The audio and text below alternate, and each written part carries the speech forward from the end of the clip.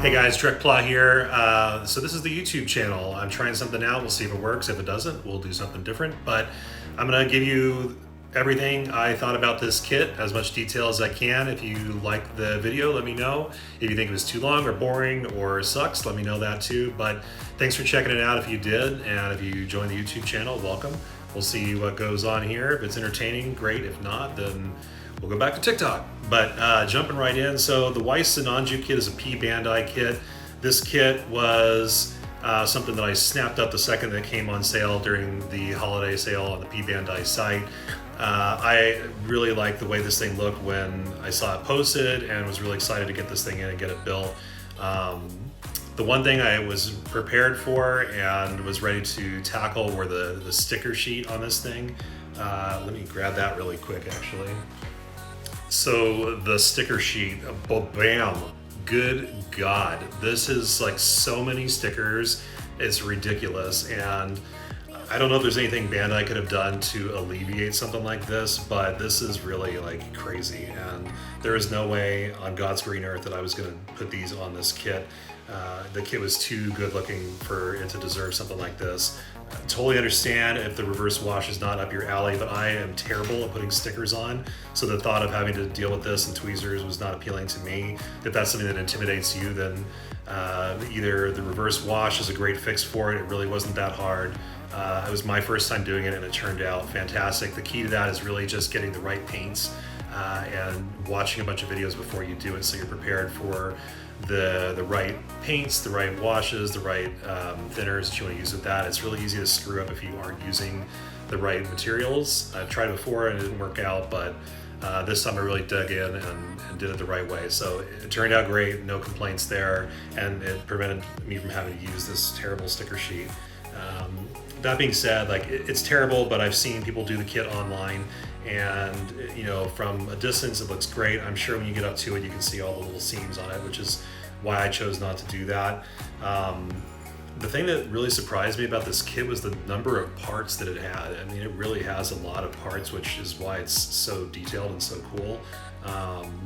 When I build these things, I do it in phases, which I'm sure you guys all do. So I'll build the head first, always first, and then I work my way into the different components from there.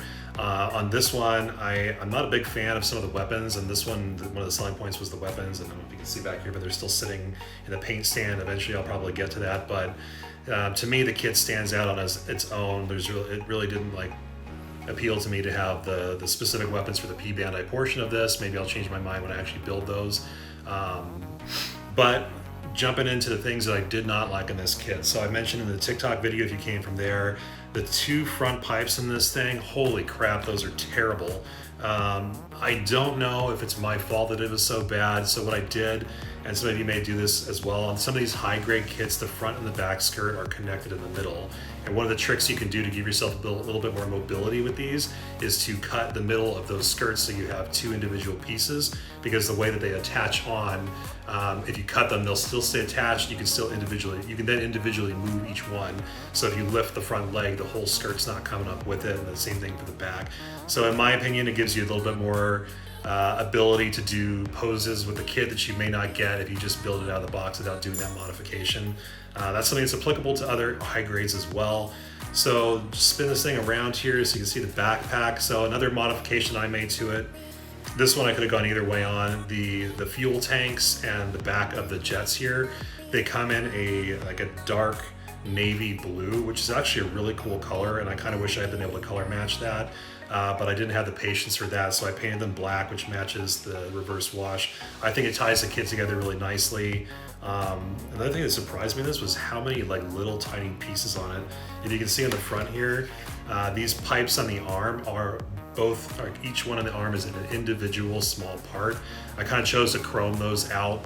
I think they're gray. The typical Zaku pipes are supposed to be gray, so I tried to add a little bit more pop to this one by adding the chrome on all of the jets everywhere. You can kind of see them. I'll try to do some close-ups when I cut this together. So chrome on all the parts that are kind of seeing through in different areas. I got chrome up here, chrome on the front piece with the head, One thing I am really trying to add to the kits is a little bit of light. So LEDs, I got some micro LEDs, which is in this kit, and it's not too difficult to add. It does take some skill. Maybe I'll do a video on how to install those in a kit. It takes a bit of finessing. You just got to be patient and slow when you're going through that and plan through the build. See where the wires are going. I start with where the destination of the light is, like the Zaku head. Obviously you want the light to be at front and center, so I place that on the piece that it needs to be on, and then I use a Dremel or razor blades to cut out different parts. None of these kits are really built for LEDs, so you have to carve away some of the inside of where those wires are going to go.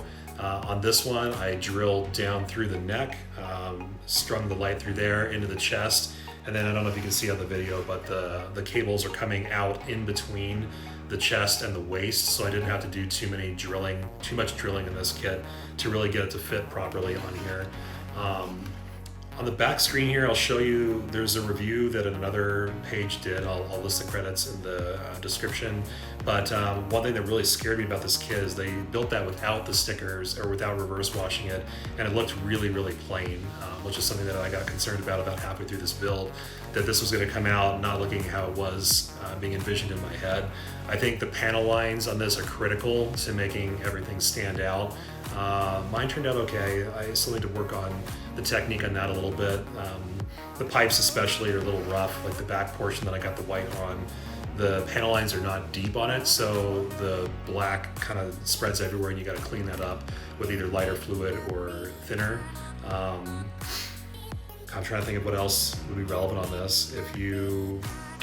What else did I do? So the paint, the entire kit is painted. I'm not sure if you can tell that from the video, but every piece on this is painted with an enamel white.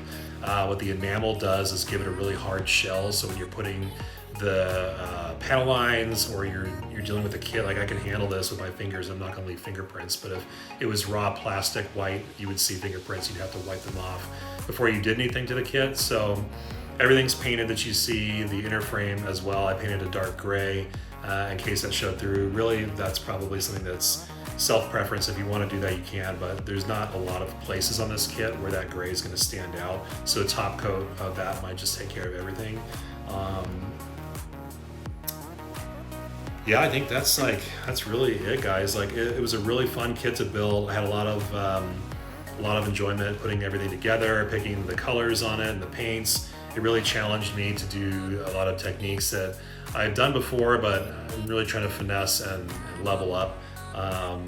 If there's anything that I missed in the video that you want to know about, or anything specific that you're curious about in this kit, feel free to reach out in the comments or let me know, or hit me up on TikTok as well. I've got my links everywhere. But thanks for watching, guys. First shot of these kind of videos, so please forgive me if it's terrible, but talk to you later. Peace.